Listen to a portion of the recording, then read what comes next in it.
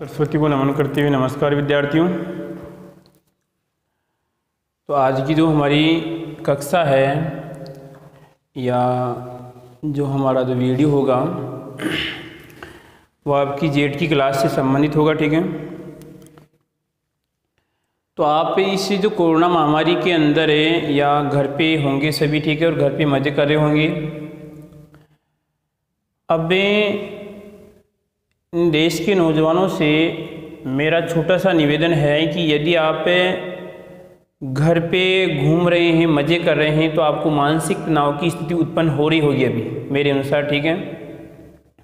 यदि आप इसका समाधान चाहते हैं तो सुबह सुबह आप, जैसे आपका पहले जो स्कूल टाइम था या जो कोचिंग टाइम था उसके नियमानुसार यदि आप 2 या 3 घंटे सुबह सुबह पढ़ते हैं तो आपका जो पूरा दिन है बिल्कुल बिना मानसिक तनाव के निकलेगा।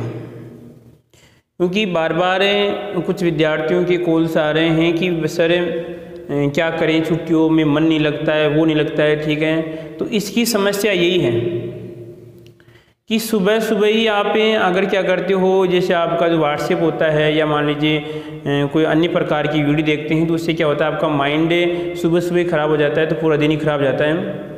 तो मेरा यही निवेदन है कि आज से हम आपकी जो जेड की क्लासें हैं वो रेगुलर स्टार्ट कर रहे हैं और इसमें आपको या जो क्लास का जो निश्चित टाइम रहेगा कि जैसे आपका या जो आपको टाइम आपको बता दिया जाएगा, ठीक है। तो हम पहले आपके इस जेड बिंदु पे आते हैं। भाई ये जेड है क्या?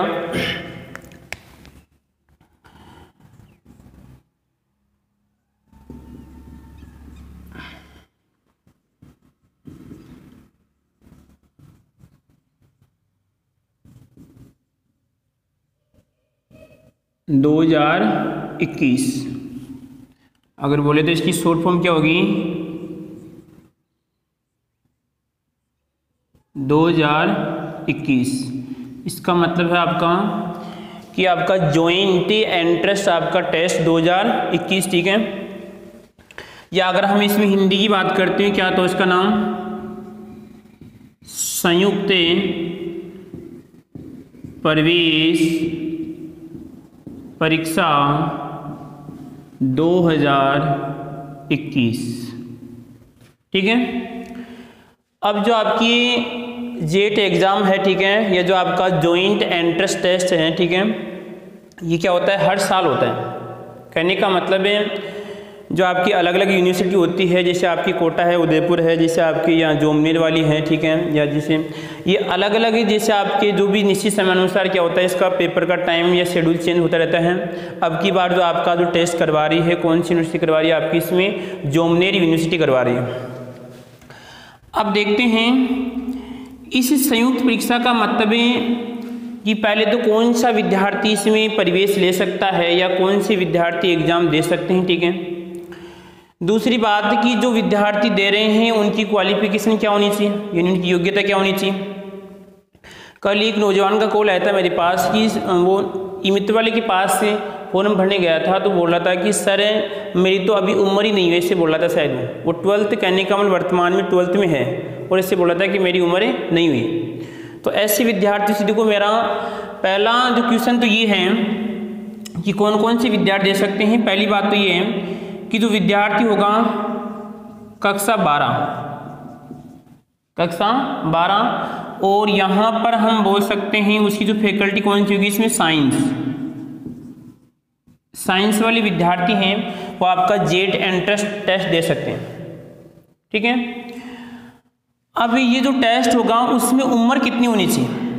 उम्र की बात देखिए यहाँ पर, इसमें अधिकतम जो उम्र होती है कितनी आपकी, जो आपका समय उम्र की बात करते हैं कितनी? 25 वर्ष, यानी 25 का मतलब 25 जिसकी साल है वो विद्यार्थी या उससे पहले वाली विद्यार्थी एग्जाम दे सकते हैं। नीचे वाली जो इसकी उम्र है वो कोई विशेष उस आपकी जो फॉर्म है उस फॉर्म में विस्तृत कोई जानकारी नहीं है, ठीक है। यानी इसका मतलब ये हुआ कि जो कक्षा 12, जिसने कक्षा 12 पास कर ली, कौन से सब्जेक्ट से? Science subject. अब साइंस में कौन कौन सा वो भी हम देख लेंगे, ठीक है। साइंस वाले विद्यार्थी जेड की एग्जाम दे सकते हैं और अगर मान लीजिए अच्छे नंबर लाते हैं तो सिलेक्शन भी प्राप्त कर सकते हैं, वो आपके ऊपर है। अब देखिए कि सर इसमें कक्षा 12 का मतलब क्या है कि जैसे मान लीजिए आपकी एग्ज़ाम है अब की बार, ऐसे मान लो कि 11 जुलाई को आपकी एग्ज़ाम है। क्या है? 11 जुलाई को आपकी एग्ज़ाम है और आप कक्षा 12 की या वर्तमान में कक्षा 12 में हैं या आपने 12 की तैयारी कर ली है, परंतु इस कोरोना काल के कारण अभी तक आपकी एग्ज़ाम नहीं लगी। तो ये ऐसे है कि जब आपकी 11 जुलाई को एग्ज़ाम होती है, जेट की जब 11 जुलाई को आपकी एग्ज़ाम होती है 2021 वाली जो आपकी एग्ज़ाम होगी, तो उसमें क्या होना चाहिए, 11 जुलाई से पहले आप 12th पास होनी चाहिए। क्या होनी चाहिए? कक्षा 12 में क्या होनी चाहिए, आप पास होनी चाहिए। कहने का मतलब है कि 11 जुलाई से पहले आपकी 12th का रिजल्ट आ जाना चाहिए। वही विद्यार्थी क्या होते हैं इसके लिए जो क्वालिफाई होंगे, ठीक है, उनके पास क्या होगी, उनकी योग्यता होगी, ठीक है। अब दूसरी बात देखिए कि सर यहाँ पर अब कुछ विद्यार्थी सोच रहे हैं कि सर हमने 12 जो पास किया 12 में है तो विद्यार्थी फॉर्म लगा सकते हैं, क्योंकि जो एग्ज़ाम होती है, ये जो आपकी जेट की एग्ज़ाम होती है वो कक्षा 12 की एग्ज़ाम होने के बाद में होती है, यानी जो रिजल्ट आता है उसके बाद में होती है। तो लगभग जो वर्तमान में 12 में है, जो कक्षा 12 में, वो सभी विद्यार्थी करने का मतलब जेट का फॉर्म लगा सकते हैं, ठीक है। अब इसकी जो फॉर्म फीस है वो आप करने का मतलब अलग है, जैसे आप अगर आवश्यकता है तो आप बोल देना, उसके लिए भी आपको वीडियो में क्लास बना देंगे, ठीक है। अब देखो इस बिंदु पे आना है कि साइंस वाले कौन कौन से विद्यार्थी, आर्ट्स वाले विद्यार्थी करने का मतलब है जो कला विषय संबंधित होते हैं वो विद्यार्थी करने का मतलब जेट का एग्ज़ाम नहीं दे सकते। देखो देने का मतलब है कि सरकार की बात करें, सरकार का मतलब तो सभी विद्यार्थी जेट के एग्ज़ाम दे सकते हैं। उनको तो क्या है कि भाई 250 रुपये शायद फॉर्म फीस है, 250 रुपये क्या है फॉर्म फीस है। फॉर्म फीस से मतलब है प्रत्येक विद्यार्थी फॉर्म लगा सकता है, कोई दिक्कत नहीं। परंतु ये है कि यदि आप फॉर्म लगाने के बाद में जब तैयारी करते हैं और आपका सिलेक्शन होता है या अच्छे नंबरों से आप अच्छी रैंक होती है, तो कौन कौन से विद्यार्थी उस एंट्रेंस एग्जाम को पास करके अच्छी यूनिवर्सिटी प्राप्त कर सकते हैं। यदि मान लीजिए कोई 10th में पढ़ रहा है, कक्षा 10 में अगर कोई विद्यार्थी पढ़ रहा है तो वो विद्यार्थी फॉर्म तो लगा सकता है, कोई दिक्कत नहीं। फॉर्म में कोई दिक्कत नहीं, क्योंकि वो 250 रुपये उसके जमा होंगे, ठीक है। तो यहाँ पर सोचने की बात यह है कि जो आप कक्षा 12 में हैं और 12 आपने पास कर ली है, या इससे जो आपकी एग्जाम होगी जेट की एग्जाम से पहले क्या होना चाहिए, आपका रिजल्ट आना चाहिए। अब देखते हैं साइंस को, देखते हैं कि साइंस में क्या क्या सिस्टम है आपका। तो साइंस की अगर हम बात करें, देखो यहाँ पर एक तो हम बात करते हैं पी सी और आपका ये एम, और एक हम बात करते हैं इसमें बी।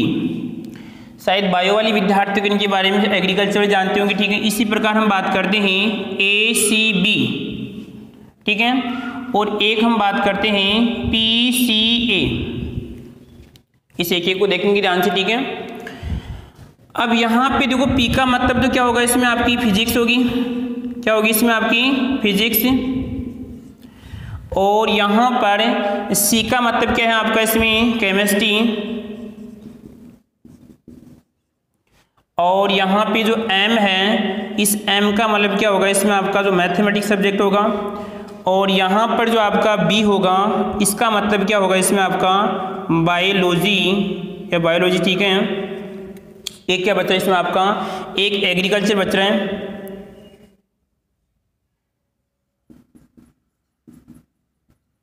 ठीक है, एग्रीकल्चर।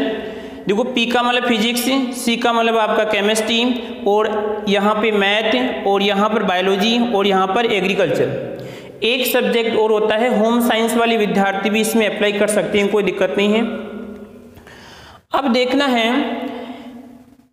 इस जो आपकी संयुक्त परीक्षा है परिवेश का मतलब तो केवल आपको जो बीएससी ऑनर्स होगी, ठीक है, एग्रीकल्चर से, उसमें केवल परिवेश मिलेगा। इस संयुक्त का मतलब क्या है, देखो संयुक्त का ध्यान से समझना है। यदि केवल आप एक सब्जेक्ट बोले तो यहाँ पे जैसे आप या कभी जब एमएससी करते हैं, ठीक, जैसे केमिस्ट्री से आपको एमएससी करनी है तो कहने का मतलब वो तो कहलाएगी परिवेश परीक्षा, ठीक है।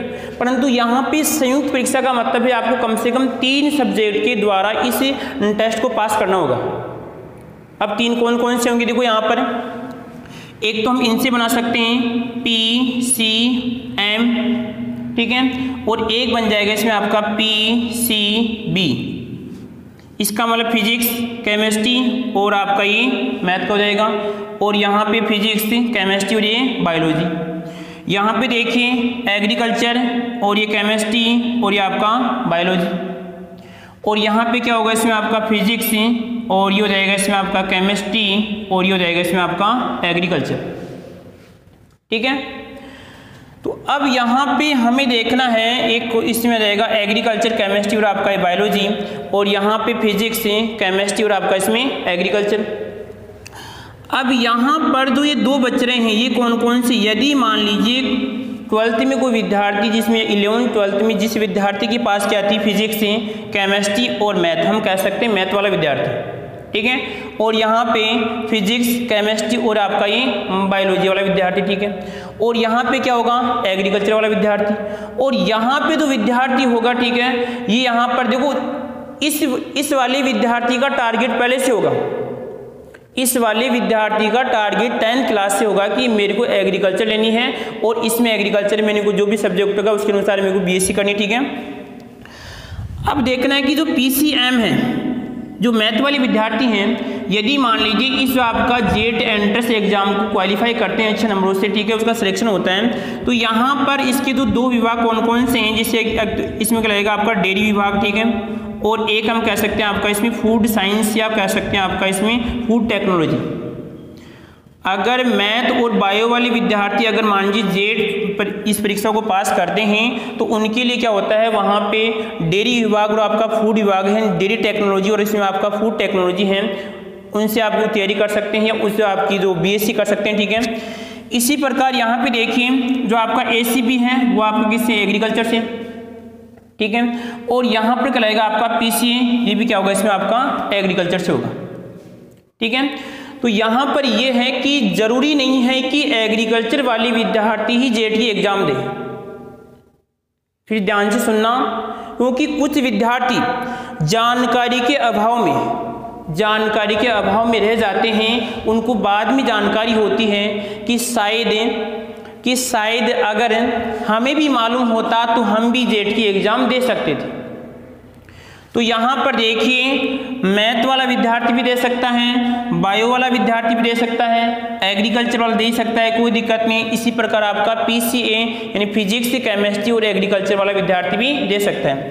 देखो इसका मतलब क्या है, जब आप 12th का फॉर्म भरते हैं यानी बोर्ड फॉर्म भरते हैं, उस समय फॉर्म में आपके दो ऑप्शन आते हैं, एक तो आपका इसमें अनिवार्य सब्जेक्ट का आता है और एक आता है ऑप्शनल का आता है। तो यहाँ पर यदि जिस बंदे के पास मैथ या बायो है, यदि मैथ है तो वो बायो का ऑप्शन टिक कर सकता है, उसमें दो ऑप्शन आते हैं, और यदि मान लीजिए जिसके पास बायो है तो वो मैथ का टिक कर सकता है ऑप्शन, उसके पास मैथ और बायो दोनों की डिग्री या दोनों का जो क्या होता है इसमें मार्कशीट दोनों की आती है करके एग्जाम देता है तो। ठीक है, तो आप ये भ्रम में मत रहना कि जेट की एग्जाम केवल और केवल एग्रीकल्चर वाले दे सकते हैं, मैथ और बायो वाले विद्यार्थी भी इसकी एग्जाम दे सकते हैं। ठीक है, फिर देखिए वापस इसका मतलब फिजिक्स होगा, ये केमिस्ट्री, आपका मैथ, ये बायोलॉजी और आपका एग्रीकल्चर। एक सब्जेक्ट और होता है आपका होम साइंस वाले विद्यार्थी भी एग्रीकल्चर की एग्जाम दे सकते हैं, ये आपका जेट की एग्जाम दे सकते हैं। अब देखो यहाँ पर एक आगे हम थोड़ा बहुत बढ़ते हैं। दूसरी बात यह है कि यहाँ पर यदि आप मान लीजिए कक्षा 12 आपने पास की, तो कक्षा 12 पास करने के लिए आपकी जो कक्षा 12 में परसेंटेज कितनी होनी चाहिए, 50%। कक्षा 12 में परसेंटेज 50% होनी चाहिए। अगर मान लीजिए कोई विद्यार्थी से ओबीसी से है या हम कह सकते हैं एसटी या एससी से है, तो उसकी तो कहने का मतलब अलग से छूट होती है, परंतु नॉर्मल बात करूं 50% कक्षा 12 में होनी चाहिए।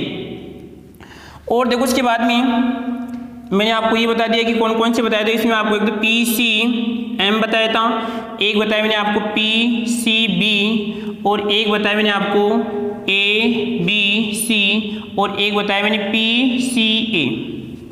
ठीक है, अब इन तीनों में, इन जो चारों में देखना है कि सर चारों में क्या कॉमन है। देखो यहाँ पर देखिए फिजिक्स और यहाँ पर आपका फिजिक्स, सर 3 में फिजिक्स है, और सर यहाँ पे देखिए यहाँ पर मैथ और आपका मैथ और कहीं पर नहीं, इसी प्रकार देखिए कि सर यहाँ पर इसमें बायोलॉजी है, इसमें बायोलॉजी है, परंतु इसमें बायोलॉजी नहीं, ठीक है। अब एक बात यहाँ पे टिके आ रही कौन सी, कि सर सी सभी में कॉमन है, सी सभी में क्या आपका इसमें कॉमन है। इसका मतलब क्या है कि सर आपका जो केमिस्ट्री सब्जेक्ट है CH आपका जो भी है, ठीक है, जो केमिस्ट्री सब्जेक्ट सभी में क्या आपका इसमें कॉमन है, ठीक है। तो फिर देखिए वापस, जो विद्यार्थी जेट की तैयारी कर रहे हैं उनको तो केमिस्ट्री में तो आना ही होगा, केमिस्ट्री में तो आना ही होगा, चाहे से आप PCM से तैयारी करते हैं, चाहे आप PCB से तैयारी करते हैं, चाहे आप ABC से तैयारी करते हैं, और चाहे आप PCA से तैयारी करते हैं। देखो यदि आप ये तैयारी पहले से रखते हैं तो आपको आगे समस्या का सामना नहीं करना पड़ता है।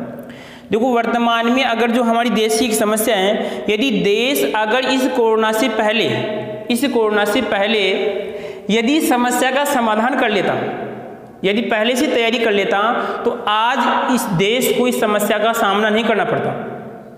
आप भी देख रहे हैं कि ऑक्सीजन सिलेंडर्स की कमी पड़ रही है, या जैसे वेंटिलेटर की कमी पड़ रही है, हॉस्पिटल की कमी पड़ रही है। तो इसका कारण क्या है कि देश जो आपके सरकार है, देश की सरकार है, इस सरकार को इन जो तमाम व्यवस्थाओं को पहले कर लेना चाहिए।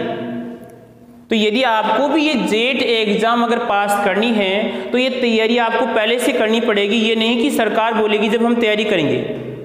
अभी वर्तमान में फोरम चल रहे हैं, फोरम होने के बाद में जैसे लगभग मानता हूँ कि कोरोना काल आपके शायद जो भी है खत्म होने के बाद में तुरंत आपकी एग्जाम होगी, ठीक है। और जो फॉर्म भरने का सिस्टम है, फॉर्म भरने का सिस्टम लगभग 17 जो आपकी मई है, 17 मई लास्ट डेट, जो विद्यार्थी भरना चाहते हैं 17 मई लास्ट डेट, ठीक है। तो यहाँ पर मेरा कहना क्या होगा इसमें कि जो आपका केमिस्ट्री सब्जेक्ट होगा वो सभी में क्या होगा, इसमें आपका कॉमन होगा, ठीक है। आगे देखो उसके बाद में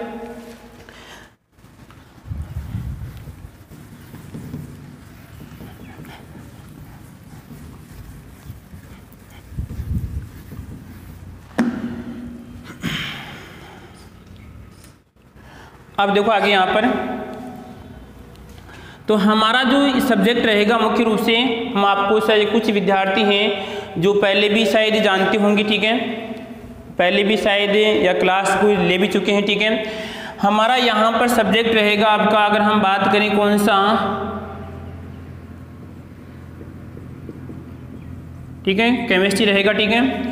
और देखो यहाँ पर जो हमारा पढ़ाने का सिस्टम रहेगा, पहली बात तो हमारी जो लगभग जो रोज की क्लास रहेगी लगभग आपकी सुबह के टाइम में आएगी क्लास, ठीक है।